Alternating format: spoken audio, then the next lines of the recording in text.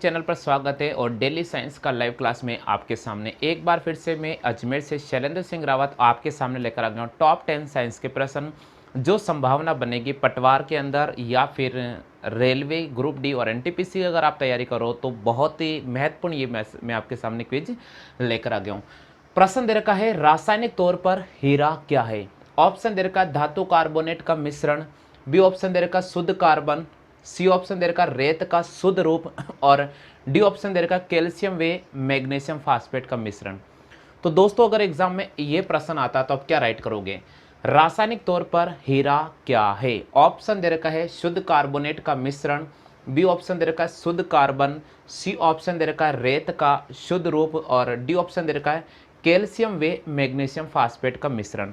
तो मित्रों मैं आपको बता देता हूँ रासायनिक तौर पर जो हीरा है वो एक प्रकार से शुद्ध कार्बन है। हीरा ठोस शुद्ध कार्बन है, यानी इसको हीरा को अपन ठोस कार्बन भी कहते हैं, ठोस कार्बन भी कहते हैं। आप हमेशा ध्यान रखना ठोस कार्बन या शुद्ध कार्बन, ठीक है, ये आप ध्यान रखना। हीरा ठोस कार्बन है या शुद्ध कार्बन है। हो गया क्लियर। तो यहाँ पर हमें बी ऑप्शन को राइट करना होगा। अगर एग्जाम में ये प्रश्न आता है तो आप बी ऑप्शन को ही राइट करना। आगे सभी को समझ में, तो जल्दी से आप कॉपी कर लीजिएगा। अगला प्रश्न मैं लेकर आ रहा हूँ। दोस्तों अगला प्रश्न दे रखा है कि खाद्य तेल को वनस्पति घी में बदला जाता है। ऑप्शन दे रखा ऑक्सीकरण के द्वारा, बी ऑप्शन दे रखा अपचयन के द्वारा, सी ऑप्शन दे रखा क्रिस्टलन के द्वारा और डी ऑप्शन दे रखा हाइड्रोजनीकरण के द्वारा। तो दोस्तों यहाँ पर जो प्रश्न जो दे रखा है उसका मैं बिल्कुल आपको सटीक आंसर बता रहा हूँ। प्रश्न का लैंग्वेज दे रखा है खाद्य तेल को वनस्पति घी में बदला जाता है। तो खाद्य तेल को वनस्पति घी में बदलने की जो प्रक्रिया कहलाती है वो कहलाती है हाइड्रोजनीकरण द्वारा। यानी खाद्य तेल को वनस्पति घी में बदलने की जो प्रक्रिया कहलाती है हाइड्रोजनीकरण, यानी निकिल उत्प्रेरक की उपस्थिति में गर्म किया जाता है वनस्पति तेल को, और जब गर्म किया जाता है तो यहाँ पर जो बनता है वो डालडा घी प्राप्त होता है। तो यहाँ पर हमें हाइड्रोजनीकरण को ही राइट करना पड़ेगा। दोस्तों यहाँ पर जो अगला प्रश्न नजर आ रहा है वे नजर आ रहा है कि बिजली के बल्ब में कौन सी गैस भरी होती है। ऑप्शन दे रखा वायु, बी ऑप्शन दे रखा ऑक्सीजन, सी ऑप्शन दे रखा नाइट्रोजन और डी ऑप्शन दे रखा कार्बन डाइऑक्साइड। तो प्रश्न का लैंग्वेज दे रखा है कि बिजली के बल्ब में कौन सी गैस भरी होती है। तो दोस्तों देखो वायु तो हो नहीं सकती है, ऑक्सीजन नहीं हो सकती है, नाइट्रोजन हो सकती है। बिल्कुल बिजली के बल्ब में जो गैस भरी जाती है नाइट्रोजन हो सकती है, क्योंकि कार्बन डाइऑक्साइड यहाँ पर नहीं हो सकती है। तो बिजली के बल्ब में जो गैस भरी जाती है वो कौन सी भरी जाती है। इसकी प्रश्न के अकॉर्डिंग हमें यहाँ पर सी ऑप्शन को राइट करना पड़ेगा, नाइट्रोजन को।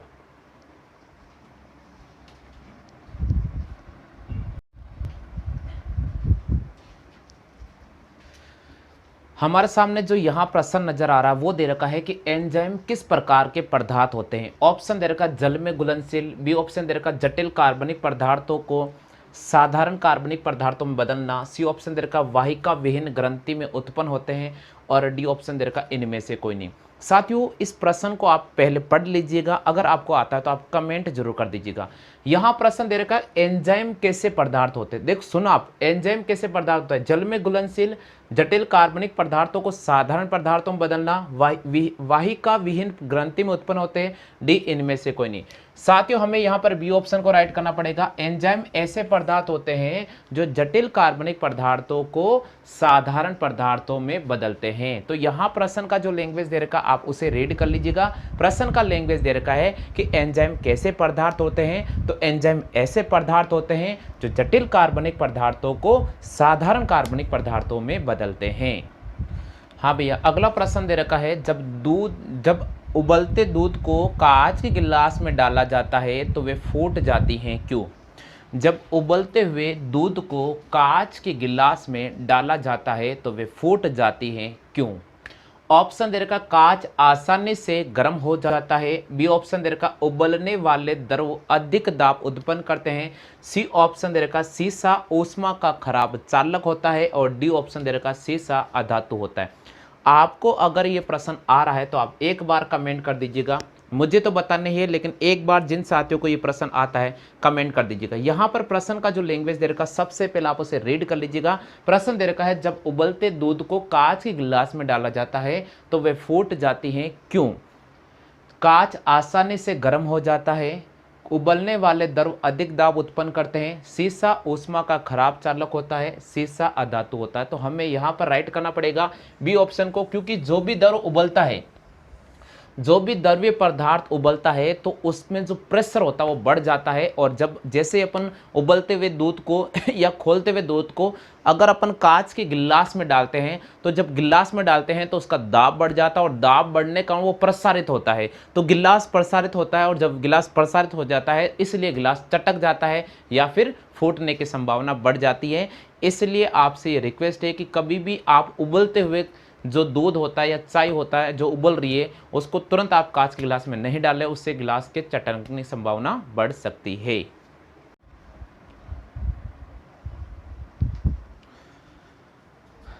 अगला प्रश्न दे रखा है, बैटरियों में इस्तेमाल किया जाता है। बैटरी के अंदर इस्तेमाल किया जाता है एसिटिक अम्ल, HCl अम्ल, H2SO4 अम्ल और इनमें से कोई नहीं। तो साथ में मैं आपको बता देता हूं कि बैटरियों के अंदर जो इस्तेमाल किया जाता है वो H2SO4 अम्ल इस्तेमाल किया जाता है। इसी प्रकार नींबू व संतरे में पाया जाता है साइट्रिक अम्ल, एसिटिक अम्ल, ऑक्जेलिक अम्ल और इनमें से कोई नहीं। तो यहाँ पर हमें साइट्रिक अम्ल को राइट करना होगा। बिल्कुल खट्टे पदार्थों में जो पाया जाता है वह साइट्रिक अम्ल है, तो यहाँ पर हमें साइट्रिक अम्ल को राइट करना पड़ेगा। बिल्कुल आप इसकी कॉपी कर लीजिएगा। यहाँ दे रखा बैटरियों में इस्तेमाल किया जाता है H2SO4 का इस्तेमाल होता है बैटरियों के अंदर, और नींबू व संतरे में पाया जाता है, तो यहाँ पर हमें साइट्रिक अम्ल को राइट करना पड़ेगा।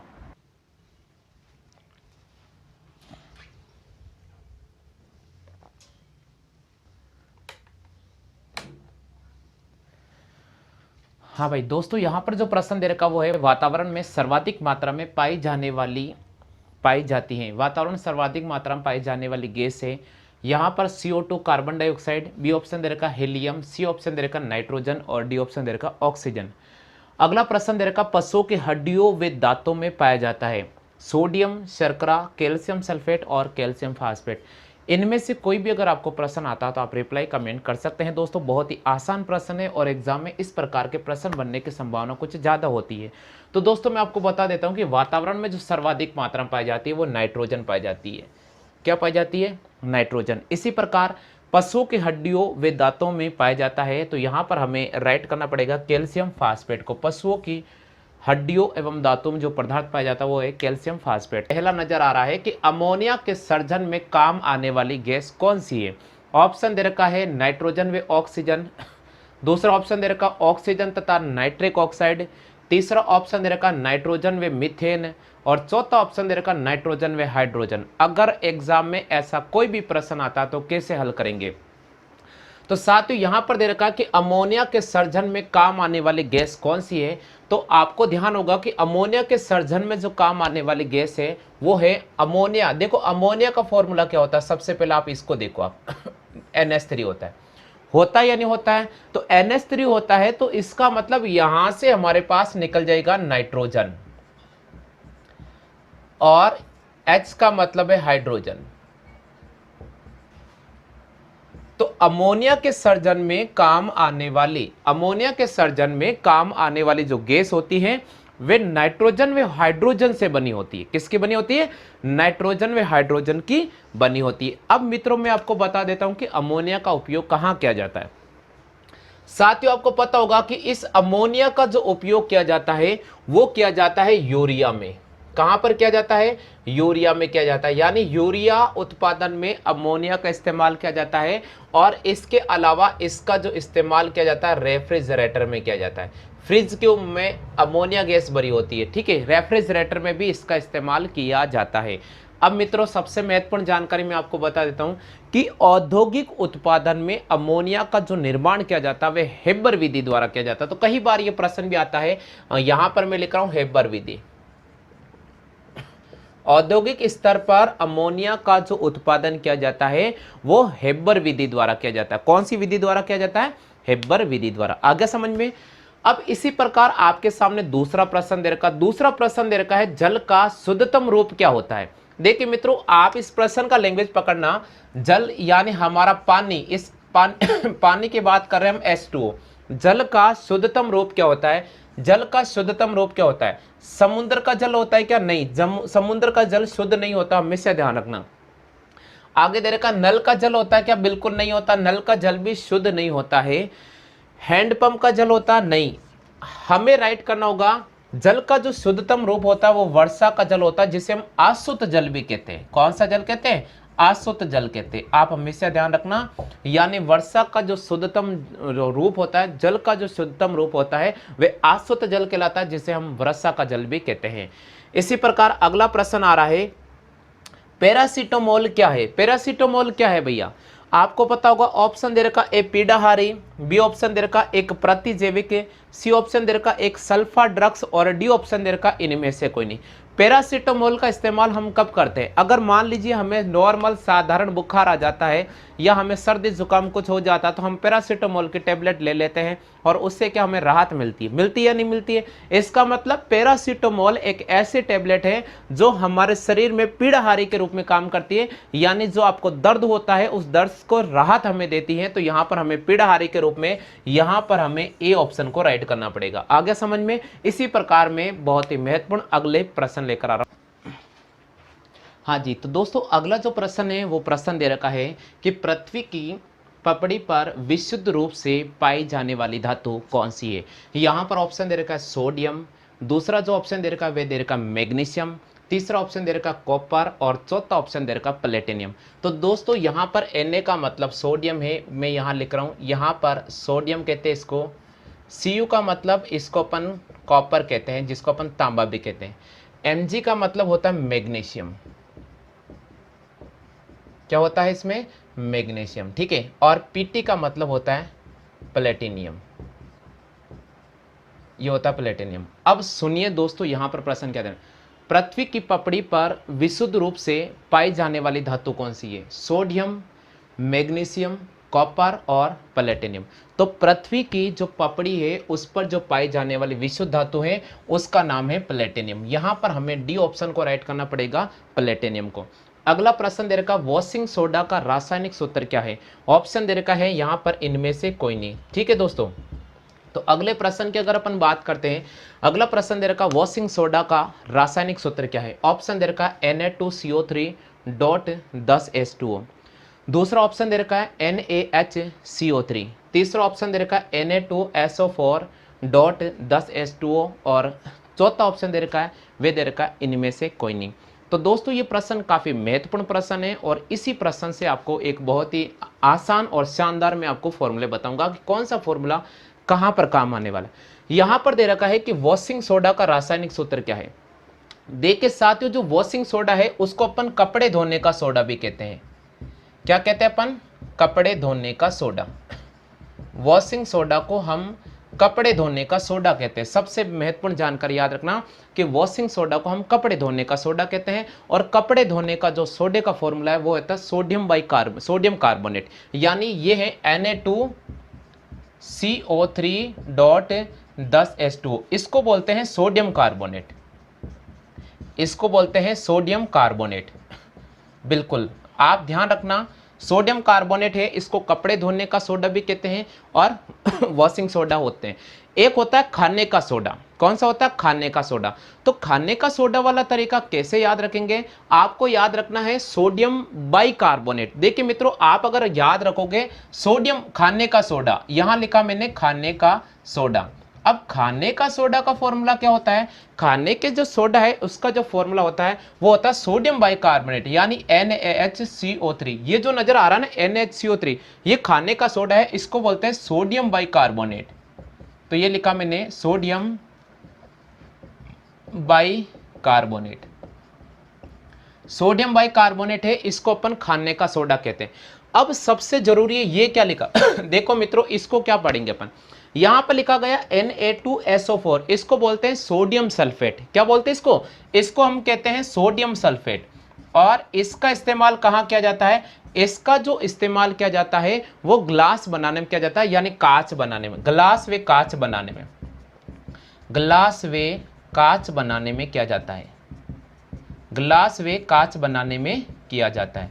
ये आप बहुत ज़रूरी है। सोडियम, इसको बोलते हैं सोडियम सल्फेट। क्या बोलते हैं इसको? Sodium sulphate, sodium sulphate. तो तो यहां से आपको बहुत इंपॉर्टेंट जानकारी मिल चुकी है। सबसे पहले वाशिंग सोडा का रासायनिक सूत्र क्या होता है? वाशिंग सोडा को जो रासायनिक सूत्र होता है वो हमारे पास, इसको राइट करना पड़ेगा, Na2CO3। इसको बोलते हैं सोडियम कार्बोनेट यानी कपड़े धोने का सोडा। इसको अपन वॉशिंग सोडा भी कहते हैं और कपड़े धोने का सोडा भी कहते हैं। NaHCO3 सोडियम बाइकार्बोनेट है, इसे हम खाने का सोडा कहते हैं। इसी प्रकार यहां दे रखा Na2SO4.10H2O, इसको बोलते हैं सोडियम सल्फेट। इसको ग्लास व कांच बनाने के रूप में भी इसका इस्तेमाल किया जाता है। तो जल्दी से आप कॉपी कर लीजिएगा, ये काफी महत्वपूर्ण प्रश्न है और एग्जाम में इस प्रकार के जो प्रश्न बनते हैं वो आप ध्यान रखना। सोडियम सल्फेट है Na2SO4.10H2, ग्लोबल साल्ट के नाम भी कहा जाता है, इसको ग्लोबल साल्ट भी कहा जाता है। इसका जो दूसरा नाम है वो ग्लोबल साल्ट है, याद रखिए, ग्लोबल साल्ट। ठीक है, तो ये आप ध्यान रखिएगा। इसी प्रकार में अगले प्रश्न लेकर आ गया हूं, ये भी काफी महत्वपूर्ण रहने वाले हैं। यहां पर जो अगला प्रश्न आ रहा है ये काफी महत्वपूर्ण प्रश्न है। यहां पर दे रखा है कि वनस्पति घी के औद्योगिक उत्पादन की प्रक्रिया में शामिल है। ऑप्शन दे रखा वियोजन, बी ऑप्शन दे रखा अपचयन, सी ऑप्शन दे रखा ऑक्सीकरण और डी ऑप्शन दे रखा आयनीकरण। इसी प्रकार अगला जो प्रश्न है वो है रासायनिक रूप से गन्ने की शर्करा है। ऑप्शन है लैक्टोज, बी ऑप्शन है ग्लूकोज, सी ऑप्शन है सुक्रोज और डी ऑप्शन है फ्रक्टोज। आपको प्रश्न यहाँ पर जो स्क्रीन पे नजर आ रहा है, सबसे पहले आप इनकी कॉपी कर लीजिएगा। अगर आपको इन प्रश्नों के आंसर आते हैं तो आप जवाब जरूर कर दीजिएगा।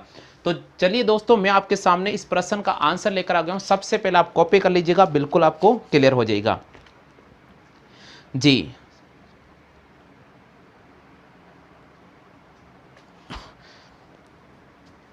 बिल्कुल दोस्तों, यहां पर दे रखा है कि वनस्पति घी के औद्योगिक उत्पादन की प्रक्रिया में शामिल होता है। वनस्पति घी का जो औद्योगिक उत्पादन किया जाता है उस अपक्रिया को हम कहते हैं क्या? ऑप्शन दे रखा है वियोजन, बी ऑप्शन दे रखा है अपचयन, सी ऑप्शन दे रखा है ऑक्सीकरण और डी ऑप्शन की अगर अपन बात करते हैं तो हमें दे रखा है आयनीकरण। तो साथियों मैं आपको बता देता हूं, यहां पर हमें बी ऑप्शन को राइट करना पड़ेगा।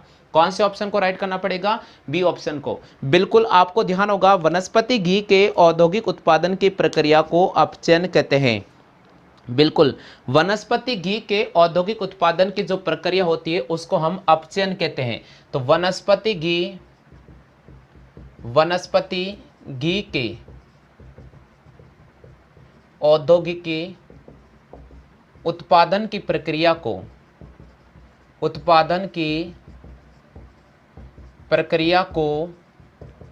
अपचयन कहते हैं। क्या कहते हैं अपन? अपचयन कहते हैं। तो ये बहुत ही महत्वपूर्ण जानकारी, वनस्पति घी के औद्योगिक उत्पादन की प्रक्रिया को हम अपचयन कहते हैं। और दोस्तों आपको पता होगा कि जब औद्योगिक वनस्पति घी का जो इस्तेमाल किया जाता है, अपचयन की जो प्रक्रिया है, इसमें जिस उत्प्रेरक का इस्तेमाल किया जाता है उस उत्प्रेरक का नाम है निकेल उत्प्रेरक। कौन सा उत्प्रेरक होता है? निकेल उत्प्रेरक। और आपको पता होगा दोस्तों, उत्प्रेरक की जो सबसे पहले खोज की थी वो बिर्जिलियस नामक वैज्ञानिक ने की थी। तो ये भी आप ध्यान रखें कि उत्प्रेरक की जो खोज की थी वो ब्रिजिलियस नामक वैज्ञानिक ने की थी। किसने की थी? ब्रिजिलियस नामक वैज्ञानिक ने की थी। ये आप विशेषकर ध्यान रखें। अगला प्रश्न दे रखा है कि रासायनिक रूप से गन्ने की शर्करा है। तो दोस्तों आपको पता होगा, रासायनिक रूप से जो गन्ने की शर्करा है वो सुक्रोज कहलाती है। क्या कहलाती है? सुक्रोज।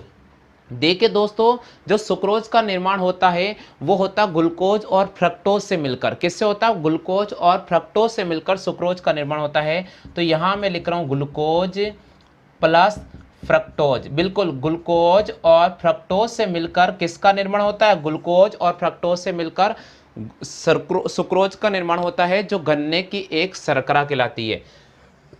किसकी शर्करा कहलाती है? गन्ने की एक शर्करा कहलाती है। तो आप जल्दी से कॉपी कर लीजिएगा, बहुत ही महत्वपूर्ण जानकारी मैं आपको दे रहा हूं। रासायनिक रूप से गन्ने का जो रस है वो सुक्रोज है, कार्बोहाइड्रेट के डाइसैकेराइड दो मोनोसैकेराइड अणु से मिलकर बना होता है। कार्बोसैकेराइड के डाइसैकेराइड और दो मोनोसैकेराइड अणुओं से मिलकर बना होता है। और जो सुक्रोज होता है वो ग्लूकोज और फ्रक्टोज से मिलकर बना होता है। किससे मिलकर बना होता है? ग्लूकोज और फ्रक्टोज से। आगे समझ में? कॉपी कर लो जल्दी से दोस्तों। अगला जो प्रश्न नजर आ रहा है वे है हाइड्रोजन के कितने समस्थानिक? ऑप्शन दे रखा 1, बी ऑप्शन दे रखा 2, सी ऑप्शन दे रखा 3 और डी ऑप्शन दे रखा 4। तो आपको अगर इनमें से कोई भी प्रश्न आता है तो आप रिप्लाई कर सकते हैं। प्रश्न दे रखा है हाइड्रोजन के कितने समस्थानिक? 1, 2, 3 और 4। इसके बाद अगला प्रश्न दे रखा है समुद्री गोताखोर किसका इस्तेमाल करते हैं? समुद्री गोताखोर होते हैं जो श्वसन की क्रिया के दौरान किसका इस्तेमाल करते हैं? ऑक्सीजन व कार्बन डाइऑक्साइड का। बी ऑप्शन दे रखा है हाइड्रोजन व हीलियम का।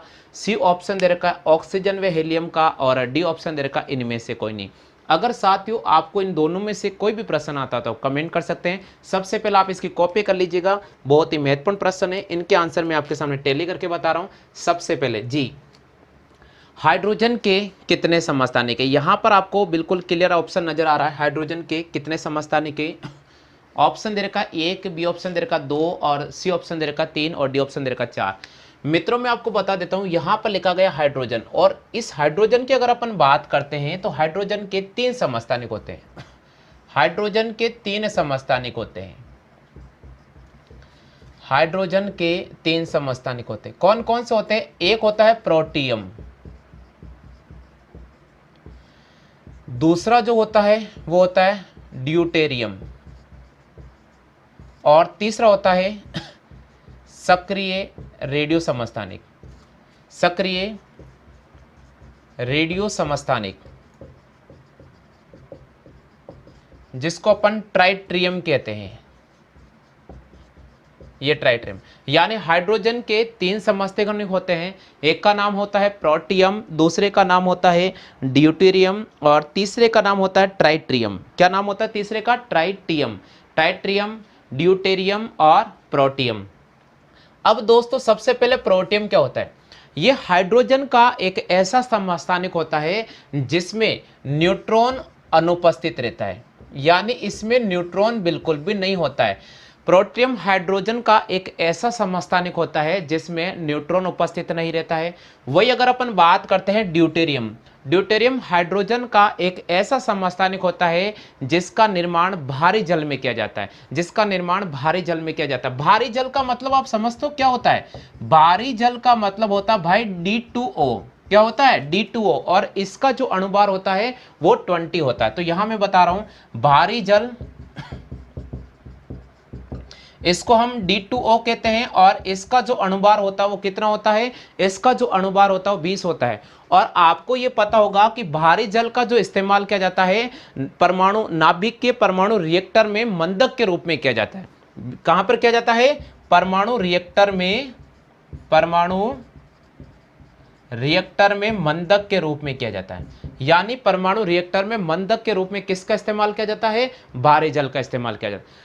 अब अगला आता है सक्रिय रेडियो समस्थानिक जिसका नाम है ट्राइट्रियम। बिल्कुल, ट्राइट्रियम हाइड्रोजन का तीसरा समस्थानिक है और इसका जो इस्तेमाल किया जाता है रेडियो सक्रिय समस्थानिकों के रूप में किया जाता है। हो गया क्लियर? तो यहां पर हमें किसको राइट करना पड़ेगा? सी को राइट करना पड़ेगा। अगला जो प्रश्न दे रखा बहुत ही महत्वपूर्ण है। अगला प्रश्न दे रखा है कि श्वसन के लिए समुद्री गोताखोर किसका इस्तेमाल करते हैं? बिल्कुल साथियों आपको याद रखना होगा ऑक्सीजन और हीलियम। ऑक्सीजन, और देखो ऑक्सीजन तो अपन वैसे अपन ग्रहण करते हैं। ऑक्सीजन भाई देखो यहां पर है ऑक्सीजन और कार्बन डाइऑक्साइड नहीं हो सकता है, बिल्कुल नहीं कर सकते। हाइड्रोजन व हीलियम नहीं, ऑक्सीजन तो अपन वैसे ही ग्रहण करते हैं ना, तो दूसरे ऑप्शन को भी काट दो। कभी कभी क्या होता है कि जो प्रश्न दिया होता है ना उसमें ऑप्शन से आंसर आ जाता है। हम मान लीजिए अपन को कुछ भी नहीं आता तो थोड़ा सा एनालाइज कर लिया करो प्रश्नों को कि यार प्रश्न क्या कहना चाह रहा है। भाई प्रश्न ये कहना चाह रहा है कि समुद्री गोताखोर किसका इस्तेमाल करते हैं श्वसन की क्रिया में? तो सांस लेने के लिए अपन ऑक्सीजन ग्रहण करते हैं, तो भाई सीधी सी बात है ऑक्सीजन के साथ कार्बन डाइऑक्साइड थोड़ी लेंगे। इसका मतलब ये पहला ऑप्शन तो कैंसिल आउट हो गया। हाइड्रोजन और हीलियम पॉसिबल ही नहीं है, तो इसको वैसे ही काट दो। अब यहां ऑक्सीजन के साथ क्या नजर आ रहा है? हीलियम। तो हमें ऑक्सीजन और हीलियम को राइट करना होगा। यानी गोताखोर जब समुद्र के अंदर गोता लगाते हैं तो उस दौरान वो जब गहराई में जाते हैं तो सांस लेने के लिए किसका इस्तेमाल करते हैं? ऑक्सीजन और हीलियम का इस्तेमाल करते हैं। इसका जो मिश्रण होता है उसका इस्तेमाल करते हैं ताकि उन्हें सांस लेने में किसी प्रकार की कोई भी तकलीफ नहीं हो। आगे समझ में? तो आज का ये टॉप 10 प्रश्न कैसा लगा है इसके बारे में कमेंट कर सकते हैं।